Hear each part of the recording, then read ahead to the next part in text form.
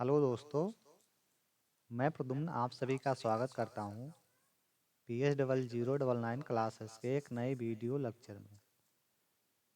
आज के video lecture में हम लोग देखने वाले हैं डीएलएड फोर्थ सेमेस्टर में आरंभिक स्तर भाषा के मॉडल पेपर सॉल्यूशन में 2018 का मॉडल पेपर सॉल्यूशन।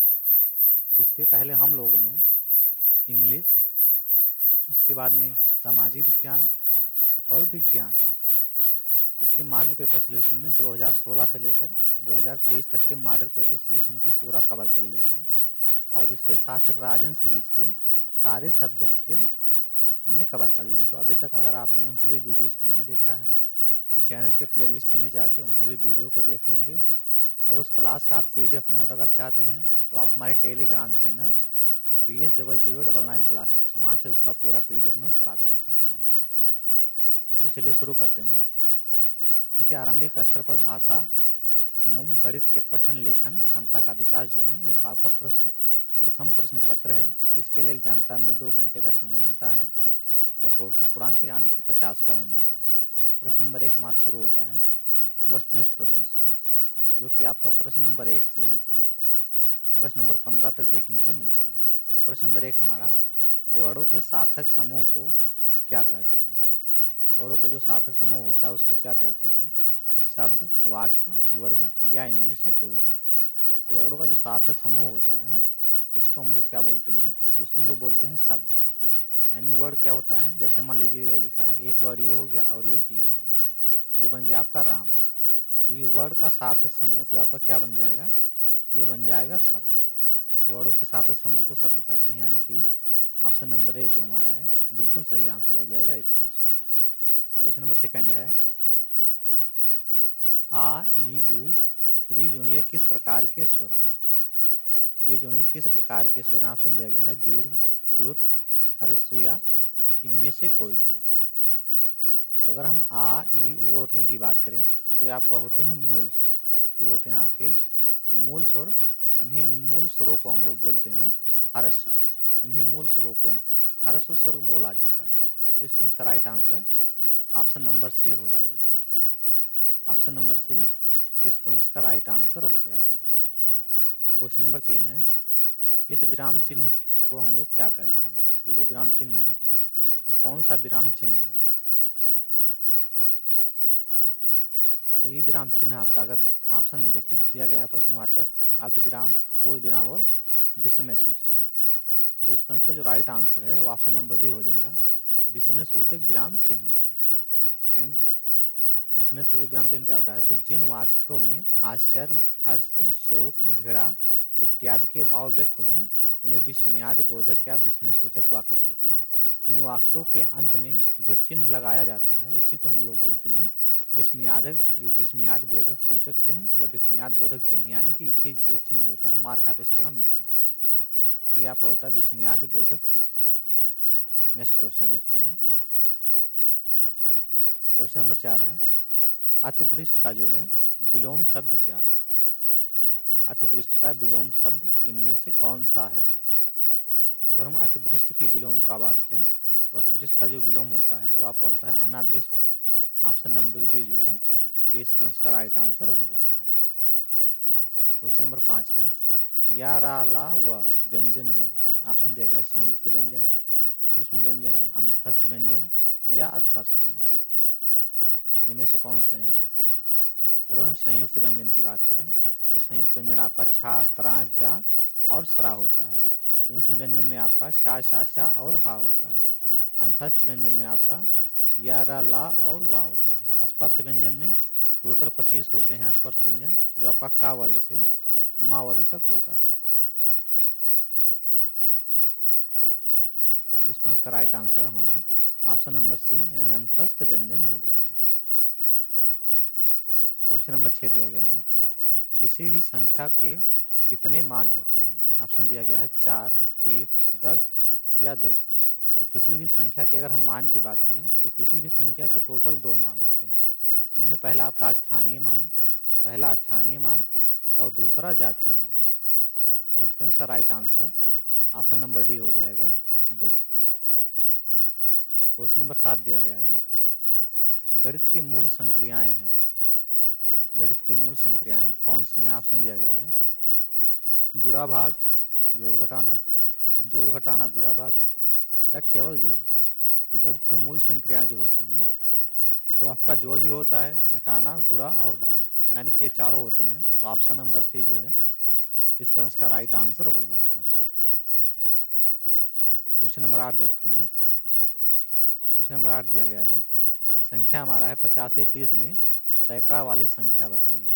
85-30 में जो है सैकड़ा वाली संख्या बताइए। तो सैकड़ा जब भी आपसे इकाई, दहाई, सैकड़ा ऐसे पूछे तो आपको क्या करना है, इकाई की तरफ से हमको गिन लेना है, यानी कि जो राइट साइड है हमारा उसी तरफ से हम लोग गिनेंगे। तो ये इकाई हो जाएगा, ये दहाई हो जाएगा और ये सैकड़ा हो जाएगा, यानी कि जो 5 संख्या है हमारा ये हमारा हो जाएगा सैकड़ा, यानी कि ऑप्शन नंबर बी जो होगा इस प्रश्न का राइट आंसर हो जाएगा। क्वेश्चन नंबर 9 दिया गया है, 2 अंकों की सबसे बड़ी संख्या है। 2 अंकों की जो है सबसे बड़ी संख्या कौन है? तो 2 अंकों की सबसे बड़ी संख्या आपका है 99, सबसे छोटी संख्या 10, सबसे छोटी संख्या 10 और बड़ी संख्या 99। ऑप्शन नंबर डी इस प्रश्न का राइट आंसर हो जाएगा। क्वेश्चन नंबर 10 दिया गया है, पठन कितने प्रकार का होता है? ऑप्शन दिया गया है 4, 2, 5 या 3। तो अगर हम पठन की बात करें तो पठन हमारा जो होता है वो 2 प्रकार का होता है। पठन हमारा होता है 2 प्रकार का, जिनमें से पहला हमारा होता है मौन पठन और दूसरा होता है सात स्वर पठन। तो इसका right answer option number B हो जाएगा 2। क्वेश्चन नंबर 11 दिया गया है, भा वर्ड जो है ये किस वर्ग में आता है? भा जो है ये किस वर्ग में आता है? ऑप्शन दिया गया है टा वर्ग, चा वर्ग, पा वर्ग और ता वर्ग। तो अगर हम भा वर्ग की बात करें तो ये हमारा आता है पा वर्ग में, यानी कि ऑप्शन नंबर जो सी है ये इस प्रश्न का राइट आंसर हो जाएगा।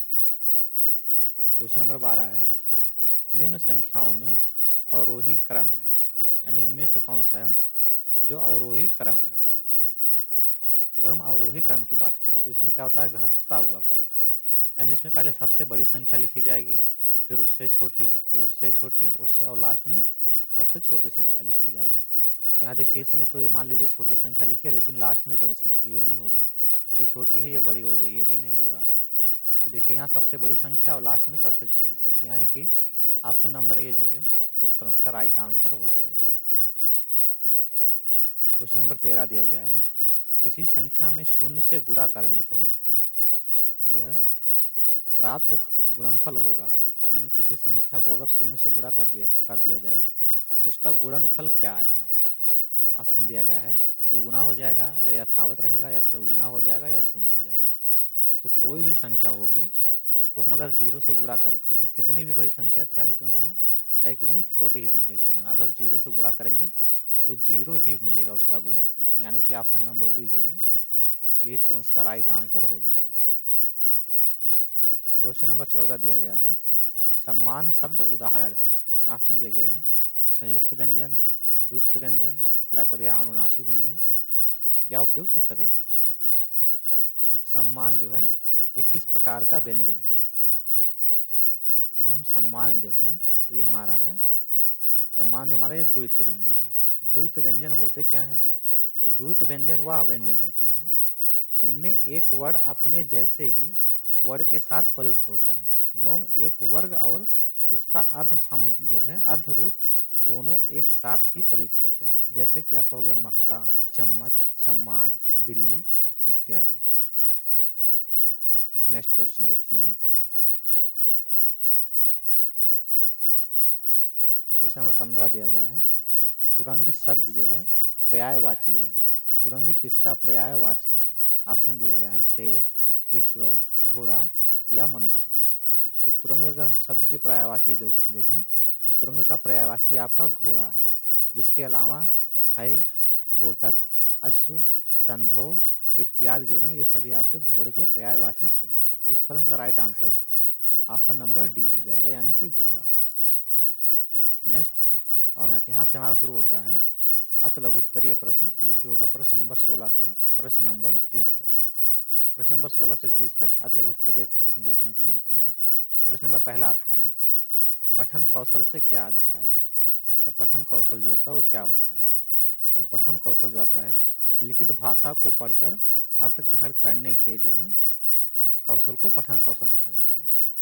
लिखित भाषा को पढ़कर अर्थ ग्रहण करने के कौशल को पठन कौशल कहते हैं। अथवा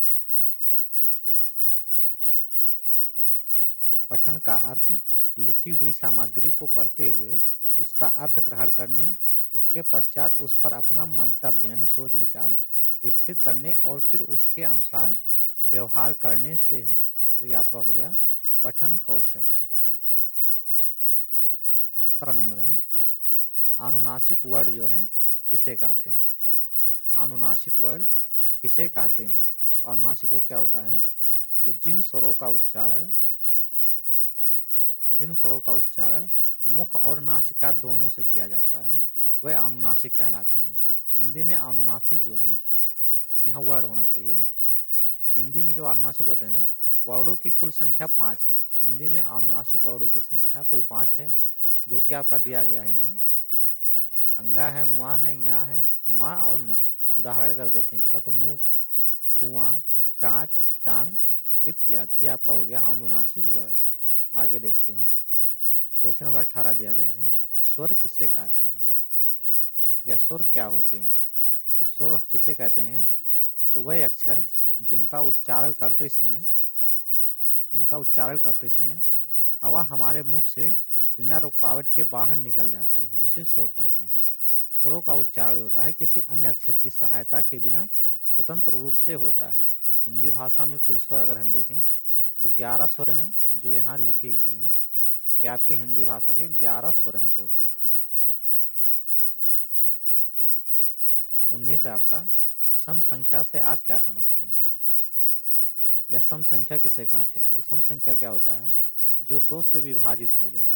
तो जो संख्या 2 से पूरी तरह से विभाजित हो जाए उसको हम लोग बोलते हैं सम संख्या, यानी वह संख्या जो 2 से पूरी जो है विभाजित हो जाती है सम संख्या कहलाती है। जैसे 2, 4, 6, 8, 10 इत्यादि। नेक्स्ट क्वेश्चन देखते हैं, क्वेश्चन नंबर 20 दिया गया है, घा का जो है उच्चारण स्थान क्या है? घा जो वर्ड है इसका उच्चारण स्थान क्या है? तो अगर हम उच्चारण स्थान की बात करें तो जो घा का उच्चारण स्थान है इसका उच्चारण स्थान कंठ है। घा का उच्चारण स्थान जो है ये कंठ है। ये आता किस वर्ग में है? तो ये का वर्ग में आता है। ये जो है का वर्ग में आता है, तो का वर्ग का उच्चारण जो होता है वो आपका होता है कंठ से। नेक्स्ट क्वेश्चन देखते हैं, क्वेश्चन नंबर 21 दिया गया है, ऊष्म व्यंजन से क्या तात्पर्य है या ऊष्म व्यंजन जो है वो किसे कहते हैं? तो देखिए ऊष्म व्यंजन तो जिन वर्णों के उच्चारण में मुख से विशेष प्रकार की गर्म यानी ऊष्मा जो है वायु निकलती है उन्हें ऊष्म व्यंजन कहते हैं। इनकी संख्या 4 होती है, जैसे शा, शा, शा और हा, ये आपके होते हैं ऊष्म व्यंजन। 22 नंबर दिया है, उत्पत्ति की दृष्टि से शब्द के प्रकार बताइए। उत्पत्ति की दृष्टि से शब्द के प्रकार यानी शब्द कितने प्रकार के होते हैं?